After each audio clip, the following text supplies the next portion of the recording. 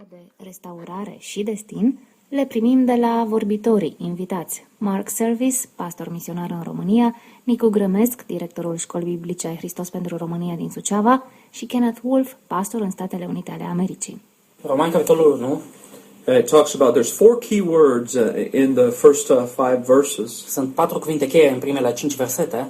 The first word is called, Primul cuvânt este a fi chemat, and then the second word is separated, al doilea cuvânt este separare, and then the third word is made, al treilea cuvânt este făcut and the fourth word is declared. și a patrulea este a declara. And I believe the calling of God is on each and every one of our lives. Cred că este peste fiecare din noi chemarea lui Dumnezeu. You know, not just called to be in ministry as far as the fivefold, Nu doar să suntem chemați în slujire, una din cele 5 slujiri, but everyone's called to have a ministry even in the marketplace. dar cred că fiecare e chemat să aibă o slujire la piață, We poate, need godly teachers, sau profesori, avem nevoie de godly profesori, politicians, evlavioși politicieni, godly evlavioși presidents, președinți, evlavioși, in every area, godly nurses, asistente medicale, godly radio personnel.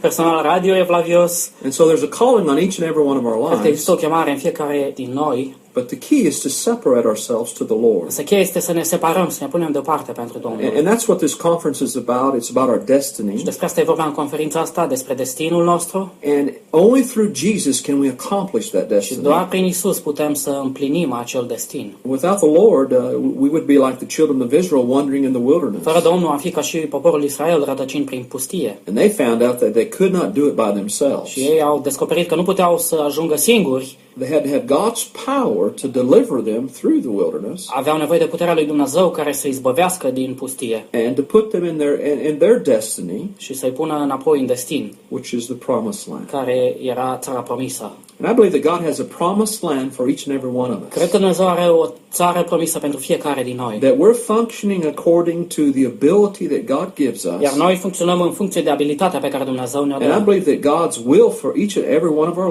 Eu lives cred că voia lui Dumnezeu pentru fiecare din noi is to have godly success. este ca noi să avem succes al lui. Un Because succes true al lui. success without God is not Fiindcă success. adevăratul succes, dacă nu e cu Dumnezeu, este un eșec. You know, I used to work as a valet parker Am lucrat ca și unul care parchează mașini for a lot of the rich people in pentru Dallas. mulți oameni bogați din Dallas. And one of the things that I noticed that these wealthy people that we would park cars at $2 million houses, Și un lucru pe care l-am văzut la acești oameni care aveau case de milioane de dolari, that they were the most miserable people. erau unii din cei mai mizerabili oameni. They had everything that the world had to offer. Aveau tot ceea ce lumea poate să ofere. So they had what the world called Deci success, ei aveau ceea ce lumea ar numi succes, but it wasn't true dar success. nu era succesul adevărat. Only Jesus can give us true happiness and success. Doar Isus poate să ne dea succes adevărat și fericire adevărată. So God expects us to walk in our calling, Dumnezeu vrea ca noi să umblăm în chemarea noastră, but God expects us to walk with Him in our dar calling. Dumnezeu vrea să umblăm cu El, împreună cu El. So God has a great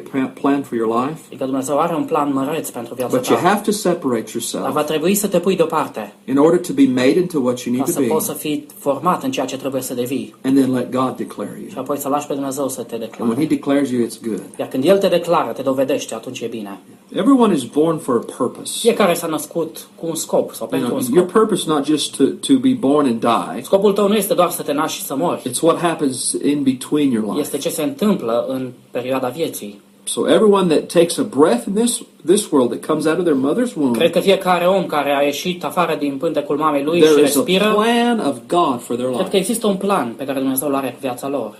And so that plan, you know, I believe that we will answer someday Iar în privința acelui plan, cred că cu toții vom da socoteală într-o when zi, we stand before când God. vom sta înaintea lui Dumnezeu, That what did you do with the calling that I've placed on your life? referitor la ce am făcut cu acea chemare pe care Dumnezeu a pus-o în viața And this noastră. is kind of interesting because I believe that a lot of the prisons today Și cred că e interesant, fiindcă multe din închisorile de astăzi, is there's a lot of preachers in those prisons mulți that didn't predicatori. follow the plan. predicatori acolo care nu au urmat, deci ei nu au urmat planul lui Dumnezeu, de-aia au The ajuns devil acolo. seeks the precious life. Fiindcă diavolul spune caută o viață prețioasă. They may not feel like in prison, you know, my life, you know, there's no purpose or meaning for my life. Poate ei spun nu există scop sau însemnătate cu viața mea, If they'd only realized from the day they were born, there was always a dar dacă purpose ei and și-ar fi meaning dat for their seama life. din ziua în care s-au născut există un scop și un plan în viața And the lor. devil tried to do everything he could to stop the plan of Diavolul God. a făcut tot ce a putut ca să împiedice acel plan. See, if we ever find out who he is in our lives, Dacă aflăm cine este El în viața noastră mai then I întâi, believe it'll be easy to understand what He wants us to cred că do. apoi va fi mai ușor să înțelegem ce vrea El să facem.